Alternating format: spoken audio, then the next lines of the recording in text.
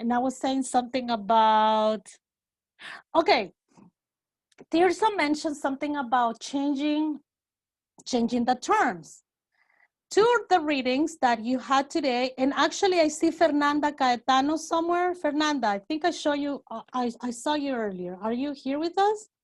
Yes, I am ¿Dónde here. estás? Where are you? I cannot see you. Here. Can you see me? Oh yeah, okay, so Fernanda, can you introduce yourself and tell us where you're joining from so that we know? Okay, so I'm Fernanda and I'm joining from Brazil, São Paulo. And Fernanda sent me Hi. an email. Fernanda, haven't forgotten about you. I just been thinking. You gave me to think about, okay? Okay. So can you share with us more or less what the email was about in terms of like your area of interest in like what you're thinking about doing? Okay. Uh, Hi everyone. I'm kind of nervous right now, but anyway, I'm gonna try. I am an English teacher here in Brazil, and I've been trying to uh, study like linguistics. I really want to study linguistics to relate how language can be a tool of exclusion, because as you could see, I'm the only Brazilian here, and I wish my friends could be here with me, like listening to all of these experiences and sharing, but they can't. And I had the opportunity to study English, and I've been improving since then. And here's a way to improve my English as well. But I live in a country where 50% of the population are Black, and they don't speak English. And only 2% of the whole Brazilian people speak English well. And so why is that? I really want to study because and there are other things that I would like to question. It's because, so why Black English is considered wrong? So why do people are always fighting to each other because, oh, my accent is better, oh no, you have to speak like an American, you have to speak like a British, and blah blah blah. So why they don't like why do students don't listen another kind of accents, and or they don't embrace their own accent? Because I'm Brazilian, and like, and I met you from all over the world, and you don't force anything, so you just like speak like you are. And exactly, so I'd like to study that. I'd like to find a way to study language and justice, because like I can't stand it anymore.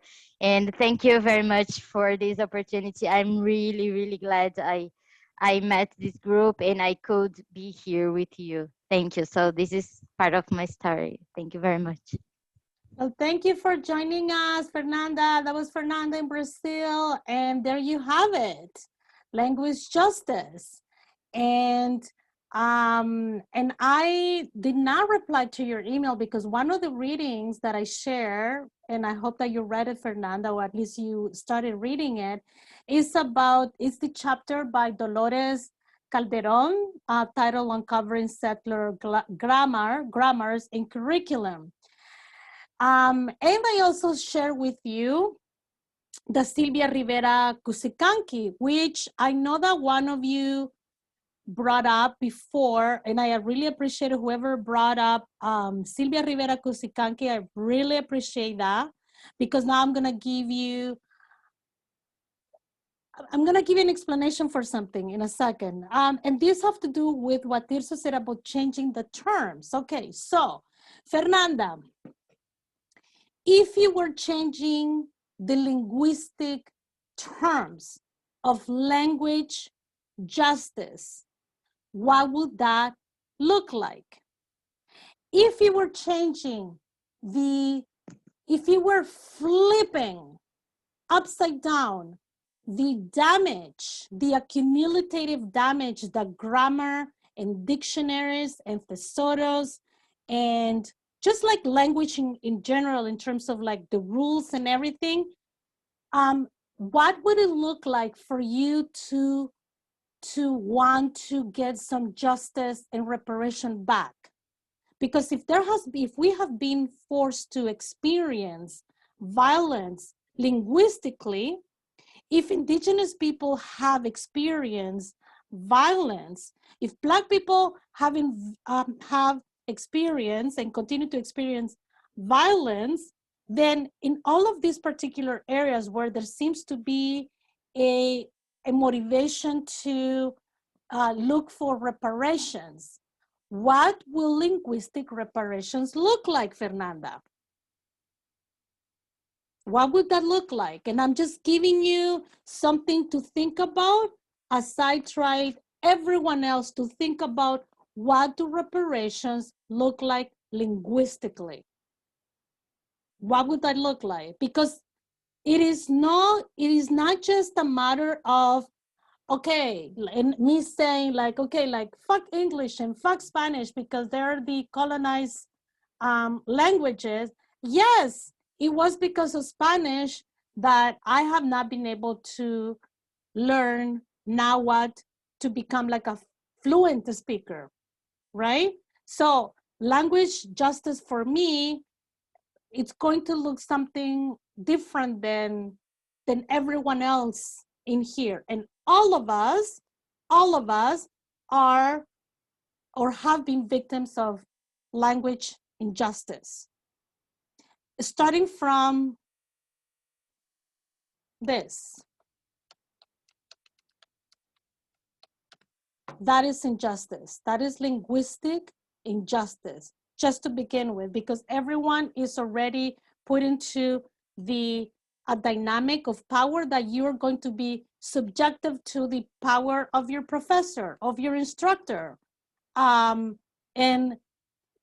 taking back the language justice for me is to redefine, to abolish, to transform, to eradicate, to uproot, to burn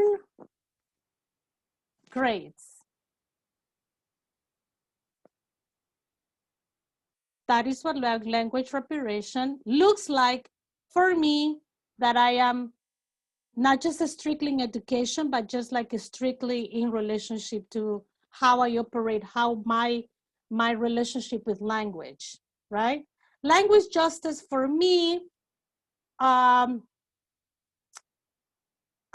did myself language justice when, for example, when I consciously removed my father's last name from my legal papers, because I linguistically did not want to see that last name in my diploma, like, or in my passport or in my ID. So I had to become an adult, not to ask for my mother from permission. This is why it's important to divorce your parents culturally. Was it in this class that I talked about divorce and culture? Or maybe it's in the other, it was in the other class. Alba, you're in two classes, right? You're in the two of them? Yeah, so that's why you're like, yeah, I mentioned in the other one. In the other class, I said that one of the best days as being an adult was when I divorced my mom culturally. Oh, I threw myself a big party.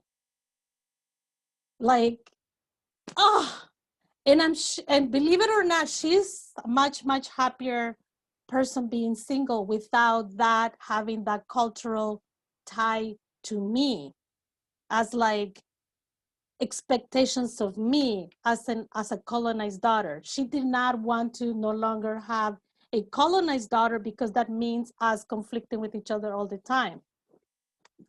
So so language justice. So in Dolores Calderon, when she talks about uncovering the settler grammars, and Silvia Rivera Cusicanqui talks also a lot about some of her experiences that she has encountered. What do you, okay, sorry, hold on, let me see. I'm trying to be good now and reading the comments. Okay, I cannot concentrate doing the two of them at the same time. Okay, and I want to show you for a second this one. Okay, everyone should be able to see now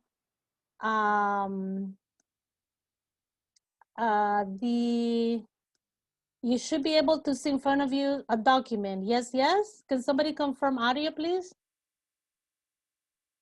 This is, Yeah. okay, so this is the article by Dolores Calderon. I chose to highlight something that she revisits at the end of her chapter, and she gives throughout the chapter. If you read this mechanically like I did, um I skipped like a lot of all the like a lot of the documentations because I really wanted to see what she was trying to say. And a lot of the times in the example of this particular text, I picked it because the topics that she wants to grade, that she wants to get in, are like right on the dot, or like she hits the nail with it. Um, and then at the end, she says this, and this is basically what Tirso was saying. So at the end, she says, and I quote, I insist here that this is the type of learning all students need to be exposed to. However, and this is like kind of like the red alert, every time that I see a but in the English language, it means, and I wanna talk about where am I? The politics. I wanna give a course with this title eventually. I went there. I will. The politics of but, because in English, every time that I read a sentence, that I read, however, it's always like alerting me to saying, okay, I believe, but and whenever I see the but inserted, whether it has to do about discussions on race or gender, like machismo or like politics, there's always a but that negates everything that has been preceded by that conjunction. Everything, like absolutely like everything. And this is the big warning alert that Calderon gives us. She says, however, such strategies are cautionary approaches at best. Offering these standards without attending to the decolonizing moves that decenter settler subjectivities ultimately allow dominant settler ideologies to remain. Connecting such historical narratives to contemporary realities for non-Indian students is not a challenging task. What is challenging is that most mainstream educators remain ignorant of the realities of indigenous communities, which is, I argue, an inevitable outcome of settler ideologies that work to erase and reconstruct Indianness to maintain settler futurism. Now, when we think about these particular two words, because I'm obsessed with language, when we think about last week, I gave you, before we met, I gave you a piece called Why a Settler? Once upon a time, it felt like it was like a long time ago, okay? So why, when she is saying in this particular text, this particular last sentence, offering these standards without attending to the decolonizing moves that the settler subjectivities, the center settler subjectivities, the center settler as. We are the settlers. So how do we decenter our status of being settlers in order for decolonization to happen? Like that is like the question of the hour, the question of the month, the question of the year, the question of the century. Like how do, because now we have, if you read that article, Why Say Settler, by Emma Bettler, and now we've read a article that says to us, okay, now that you have an understanding, a working understanding of what being a settler means and why it's important to call ourselves settler, how do we use this information that we know now that we are settlers into uncovering, for example, grammar? How do we do that? How do we get from having a working definition by an indigenous person telling us the importance of why we need to call ourselves settlers? How do we grab this meat and marinate it with some of the tools and the thinking strategies that Calderon gives us so that we rethink our curriculums that continue to reproduce settler learning lessons? Like, how do we do that? Like, that is like the difficult question. Then, taking it even further, Silvia Rivera, and I'm gonna put her now. Where is she? Where? Okay. And this is the part that I appreciated from someone who called the attention of Tirso to say, okay, so you've cited Walter Mignolo. Every time I see Mignolo being cited, and Tirso knows this, I get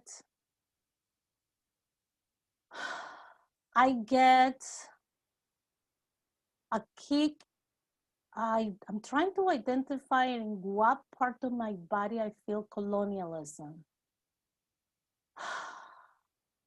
It's like a part here, the spleen. Maybe it's in the spleen that I feel that. Like I just feel it right here, like, because, and I'm gonna allow Silvia Rivera Kusikanki share maybe what she also experiences in her splinter in her liver. Okay, so this is what she says. This is Silvia Rivera Kusikanki now. She says, there is no post or pre, I don't know how to pronounce that, in this vision of history that is not linear or teleological, but rather moves in cycles and spirals and sets out on a course without neglecting to return to the same point. The indigenous world does not conceive of history as linear. The past future is contained in the present. The regression or progression, the repetition or overcoming of the past is at play in each conjuncture and is dependent more on our acts than our words. Once again, this idea of acting, of action. The project of indigenous modernity can emerge from the present in a spiral whose movement is a continuous feedback from the past to the future, a quote-unquote principle of hope, or quote-unquote anticipatory consciousness that both discerns and realizes decolonization at the same time. Where is the other one that I wanted to, here. Where is it? Here.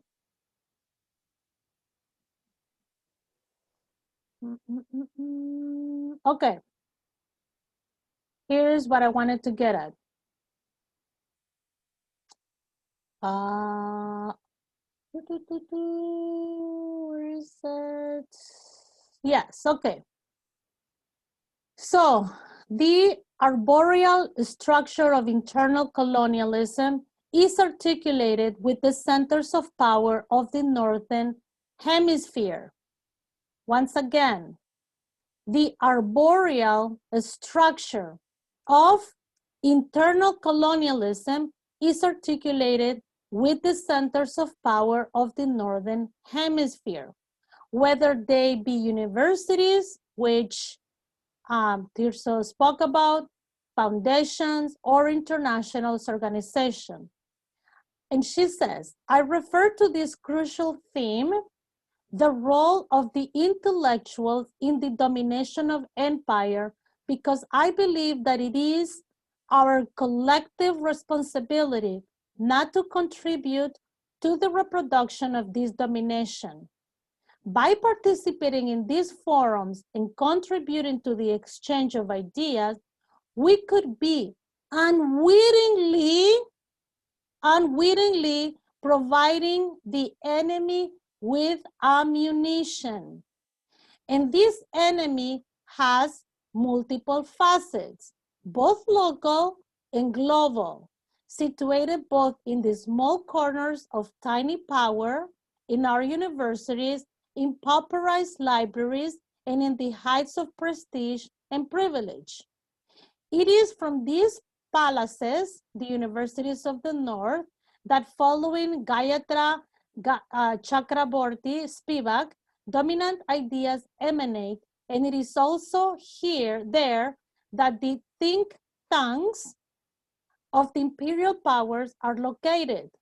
The arboreal structure of internal-external colonialism has centers and subcenters, nodes and subnodes, which connect certain universities, disciplinary trends, and academic fashions of the North with their counterparts in the South.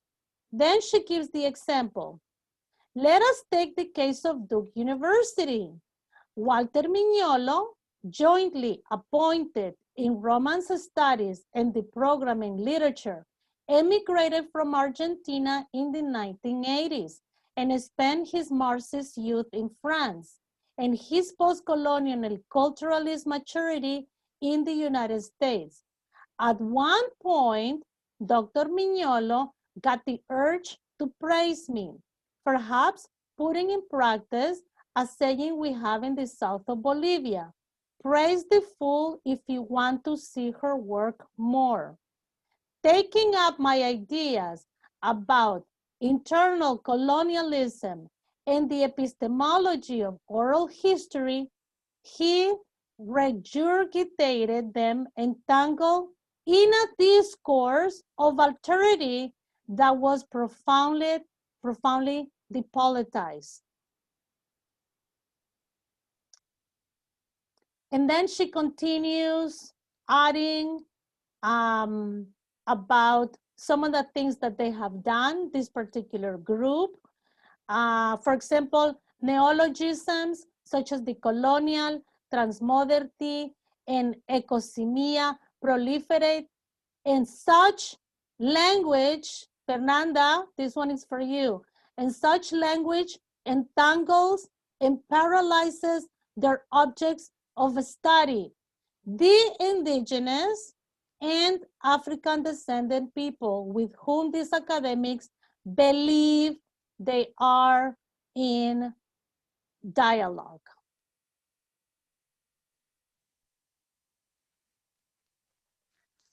And if you were to read the version in Spanish she doesn't hold back. Like in Spanish, she's like me, like bruta, like estos me vinieron a robar, like explicitly calling them thieves. So you can see, like in literally, like in these particular 2 hours, 3 hours, you've seen how like language is able to make it through the cracks, appear in a way as if, you know, you will probably think, okay, you know, if Tirso is citing Walter Mignolo, is because then Walter Mignolo must be good. And that's what we need to kind of like be in alert mode if we are familiarized, if we're familiar. And this comes with practice and reading a lot, because hashtag nerd alert, it's all like do. So like the reason why I know this is because I know like where all of these disciplines stand, and what a lot of the la usurpación, or the appropriation of knowledge have also taken place, and how this appropriation goes through the cracks sometimes, and it filters. And like, look at the damage that it does. For example, if I was not aware of the work of Sylvia, for example, Kusikanki, if you had not read that, right now we will be walking away from this class thinking that it's okay to cite Walter Mignolo, when it's not. There were a lot of philosophies from Bolivia, and someone mentioned Quijano earlier. Somebody did. Who was it? I think I saw it somewhere.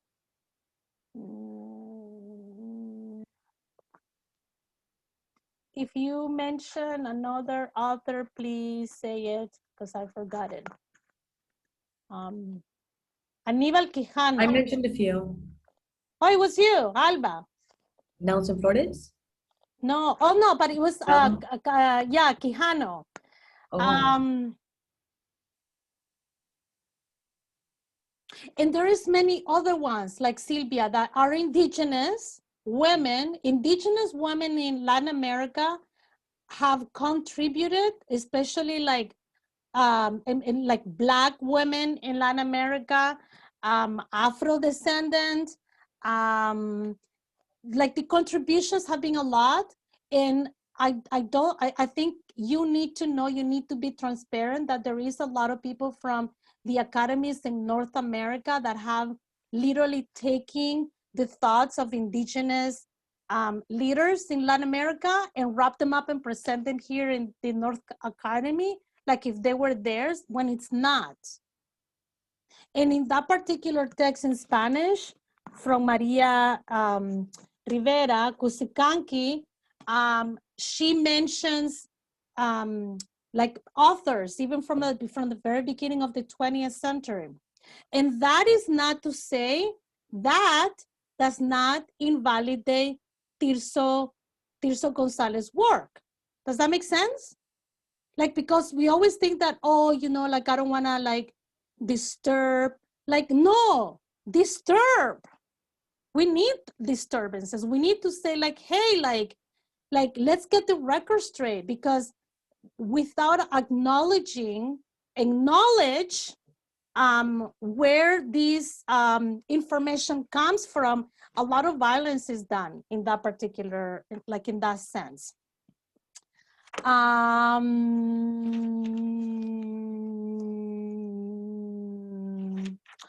That's what I wanted to say about that. And I have 20 minutes left, so the floor is open for questions. Or do you want me to put you into groups and you want to discuss one of the two readings, whatever you want to do?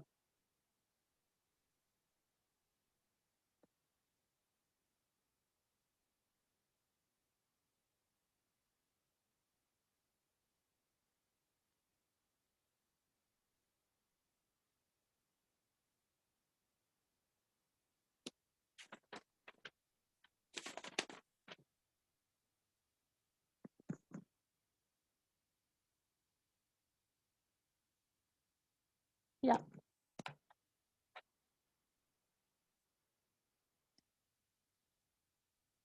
Preguntas, questions, thoughts.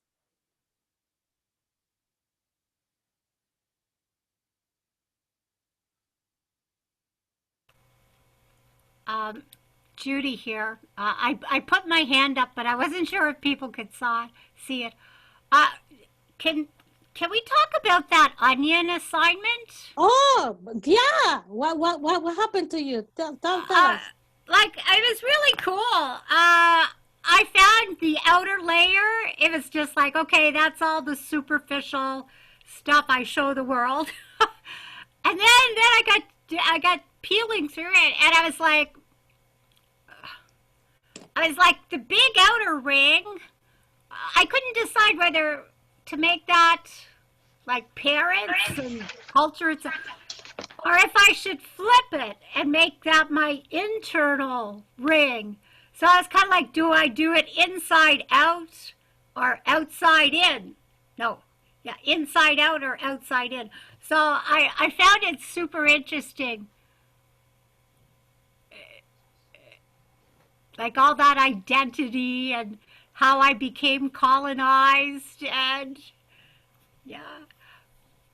No, I just found it an interesting exercise. Yeah. Anyone else would like to respond? Yeah. Take it away. I agree. It's Robin. I agree. And, it just tells us how many layers that there are that we need to uncover through our ancestral backgrounds and our own personal narratives. And there's so much that, we have to share with our lived experiences and those of our past with those lived experiences. So we just have to keep unraveling and uncovering the layers of that onion itself. And sometimes it's hard, but, there's a center point where we can all have some relationship and understanding of each other. So there's so many layers. Those are my thoughts. I'm just going to go ahead and just talk because I had my hand up for a second. I want to take this conversation elsewhere because when I read Decolonizing Academia, Clelia Rodriguez, I was inspired to be bold. I was inspired to stop being apologetic. I mean, yeah, it's cute. It's really nice that people are learning the layers of themselves and they're, everyone's all of a sudden Indian, right? Everyone's a native, everyone's connected to their African roots and everyone loves spirituality. And it's becoming a fad where like what we need to move towards is like action. Because some of us been Afro-Manabita all our lives, we've been hiding our indigeneity, we've been hiding our African religion and spiritualities and our customs and our traditions. We've been tearing away pedacitos de nosotros, el alma, right? And so like, you by Chani, Clelia, you by Chani por tutti, and it's like, it's just fucked up because like some of us been living, so it's fantastic, right? That's part of the work is identifying where we are, like the language, we're talking about language in the chat and I jumped in right on time.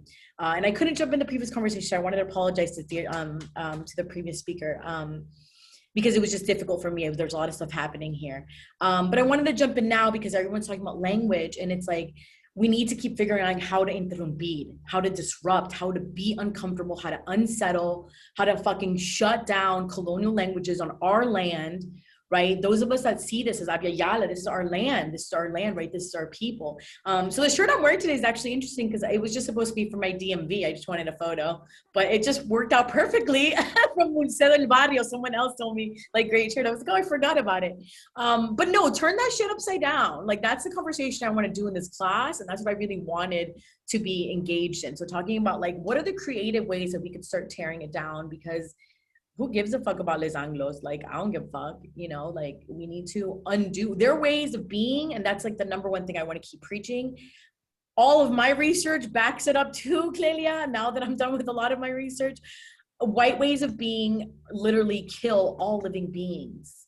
All living beings are killed by whiteness, including white people. And so it's not good for nobody. And so like, keep learning like the layers of who we are and how we're implicit and how we're assimilationist and all the really ugly things, how our anti-Blackness shows up. But then how do we push this forward? Because this is really urgent, Clelia always says like, this shit is real. This shit is real right now. So I want the conversation to move towards like action. That's all I'm asking for. Thank you. You by Chani, everybody. On me.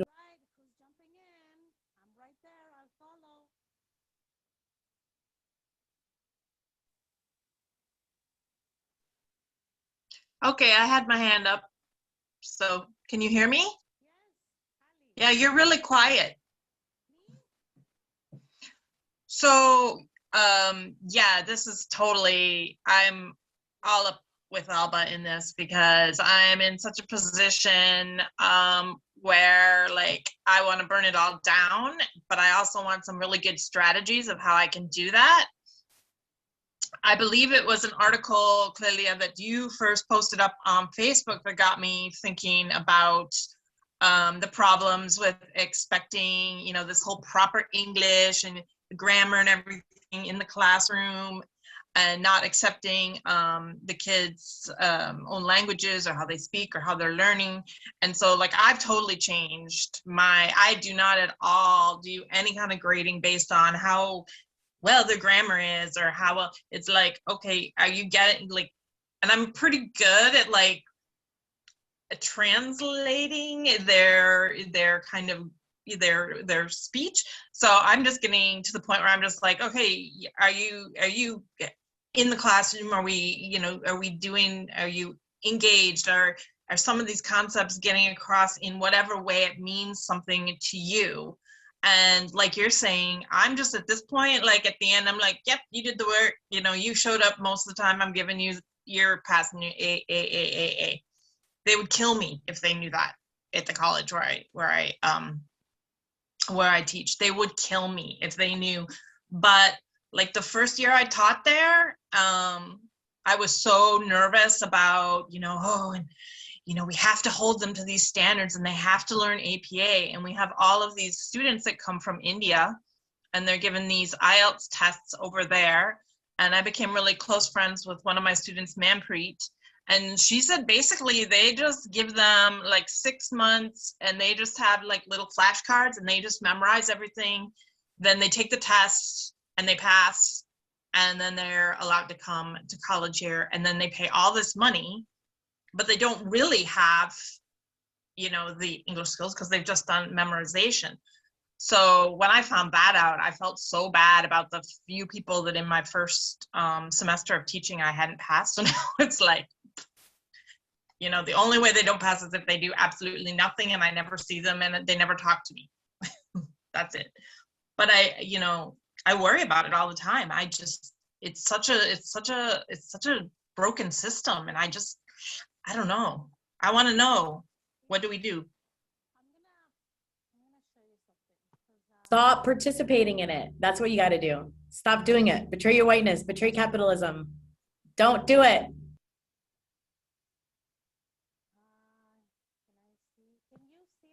Clelia, we can't really hear you for some reason.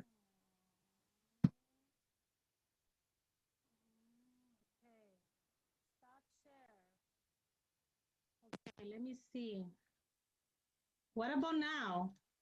Do you mean like Can don't you hear see? me now? Huh? Very low. Better. Yeah, it's a little better, but it's still a little low. Let me see. I think something's happening with my. No, it's good. No, we can hear you now. Hopefully No, you will be good. able to Here on your screen. Okay, this is the reason why somebody asked me. You see, I always tell this to my close friends. I always tell them that prior to COVID, I had 0.5% for bullshit and like 99%, 99.9999, like zero tolerance. Like now that COVID has passed, it's gone. like it's gone forever. Rest in peace, my patience, because it went out the door. But I wanted to show you this, because this is why, in case if there is any doubt. There. Oh, her dramatic walk to the microphone.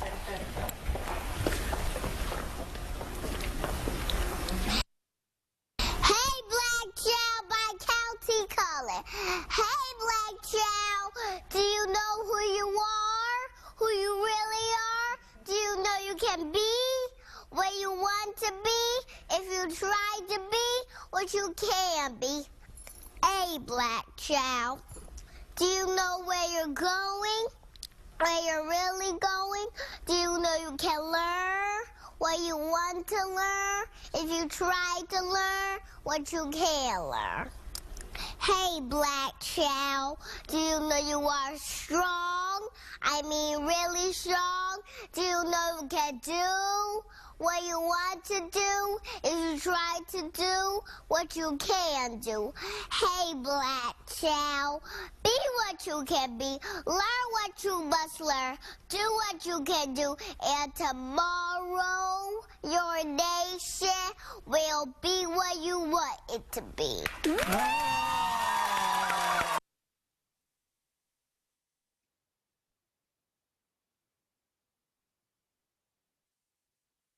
I think that all of the answers that we could have based on those two readings, based on what Tirso shared with us, based on everything that we could come up today in terms of trying to figure it out, like how, like there is like literally the way, like this little girl, like young kids are like leading us constantly. Every generation they tell us, just like elder people, like elders our elders teach us the same way like kids do. It's like that intergenerational situation. I have no idea what happens in that gap.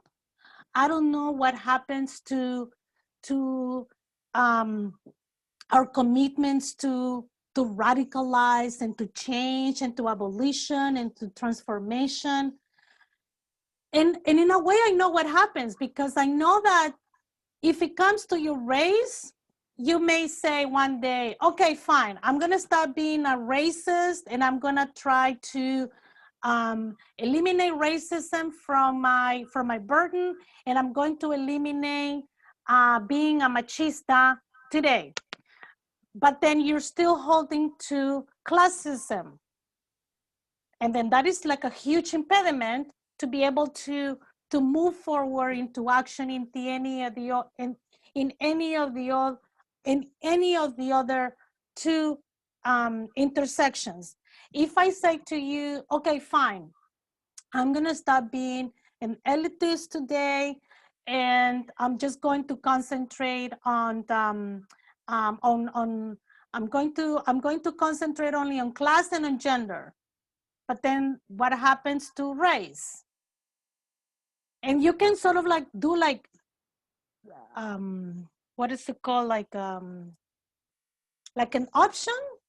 Like it seems like these days, almost in a way, when people talk about like intersectionality and like how do we do all this, it almost feels as if people are saying, and the way that I register is, okay, let's just go to a buffet and let's just see what's there for us to like have like a good meal, when all of these oppressions that are constantly like happening simultaneously, for some of us, we never have the chance to say, okay, I'm just going to take a break from this today, which is what Alba was like sort of like echoing before. Like we like, I wish I could take turns in the intersectionality of like things. Like most of us just wish to like take that, but it's what happens on a regular single, like on a regular day.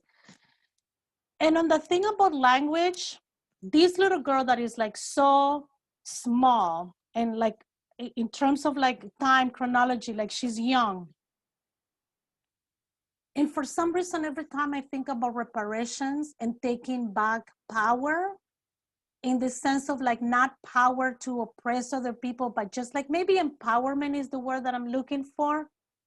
Like I look at her and she's alone. I know that she has community on the side, but she has the microphone. And that to me is like hope, that she's holding literally the microphone. Like she's center right, like like she is like center, like in that particular like a stage. She's center, she's leading us. She grabs the phone and she's leading us.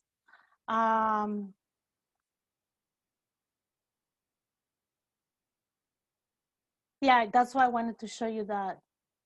Like after her words. I don't know if I can add anything else.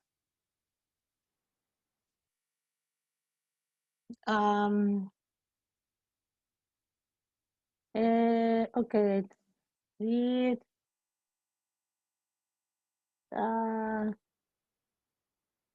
Okay. Ah, Fernanda. So glad you made it, Fernanda. You see, now you have your one of the first texts. And you're going to meet Adobea.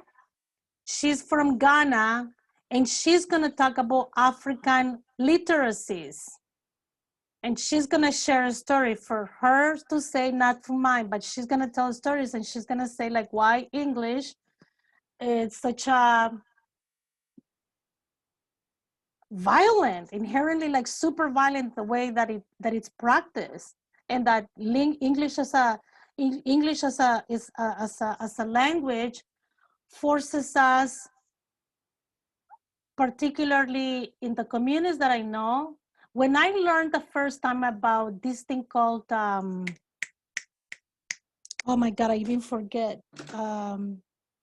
imposter syndrome. Imposter, have you heard about this? Imposter syndrome? Like, did I type it? Did I type imposter syndrome? Oh no, privately. To who? You send it to me. Who? Oh, Antonia. Okay. Imposter syndrome.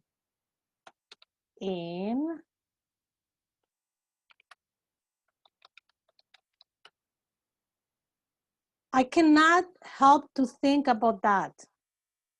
Like, who is in the poster? Like, are we in the poster? Or they are in the poster? Like, who is the one that is like on that imagery? Because etymologically speaking and psychologically speaking, language has a history. Language does not only have its history based on like morphemas, like from a morphology perspective, or from a semantics perspective. Language, psychologically speaking, it's heavily invested with colonialism. And that is one particular way in which it is shown, like in words. Like en el postre.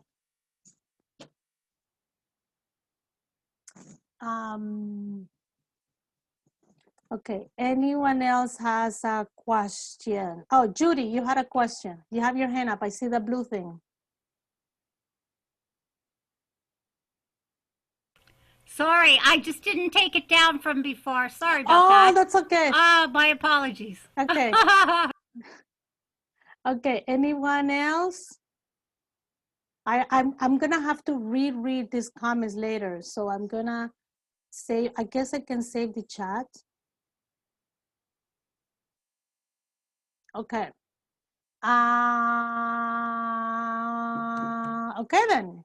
If no one else has a question, then I will see you on Wednesday.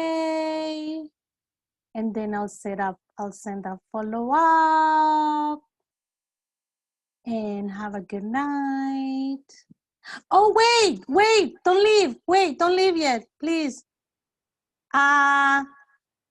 Let's send a message to our friend that is in China. His name is Suke.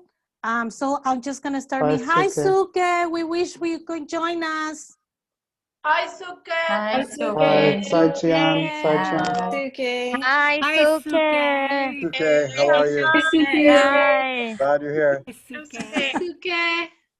Hola. Hi, You guys Suke. are, I swear, You're okay, well, I'm gonna stop.